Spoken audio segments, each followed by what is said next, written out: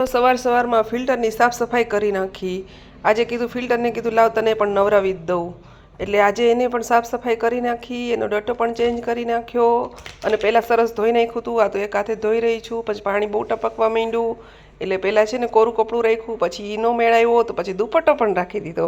પછી આપણે બહેણી ઉતારી નાખી હતી, હાથો હાથ બધું કાઢી જ લીધું. ચટણી, હળદર, ધાણા જીરું જે કાઢવાનું હતું એ. આ ભાઈ જમવા બેસી ગયા છે. બટેકાનું શાક, ભાખરી બનાવી હતી ને ભાત બનાવ્યો હતો અને છાશ હતી ને દહીં હતી. અમે જમવા પણ બેસી ગયા. પછી ભૈલાભાઈ તો છે નહીં. અને જો એક ગોદડું મેં મશીનમાં નાખેલું હતું, એ પણ કહી રહ્યું હતું કે હવે મને સૂકવી દે, એટલે એને પણ સૂકવી દીધું. કપડાં તો સૂકવેલા જ હતા. આ બાજુ આદું પડ્યું છે. અને હું પણ જમવા બેસી ગઈ. હવે હું જમી લઉં. ચાલો, બટેકાનું શાક છે ને ભાખરી છે, ચાલો બધા જમવા. હવે જો સાંજનો ટાઈમ છે. આ ભાઈને ડાન્સમાં જવાનું હતું એટલે એ રેડી થઈ ગયો હતો. એને ખીચડીને છાશ ખાવી હતી એટલે હવે ખીચડીને છાશ એને રેડી કરી દીધી. હવે ભાઈ જો પોતાનો કોથરો પહેરી રહ્યો છે, કારણ કે ઠંડી બહુ જ છે. હવે એનો ડાન્સ ચાલી રહ્યો છે. એને શિવ તાંડવ કર્યું હતું. બહુ સરસ ડાન્સ કર્યો હતો. સ્કૂલમાંથી હતું. ડાન્સ તો એટલો સરસ કર્યો હતો ને છોકરાઓએ. ઘરે તો કંઈ કરે નહીં, પણ જો કેટલો સરસ ડાન્સ કર્યો છે. તમે બધા લાઈક કરો, શેર કરો, સબસ્ક્રાઈબ કરો.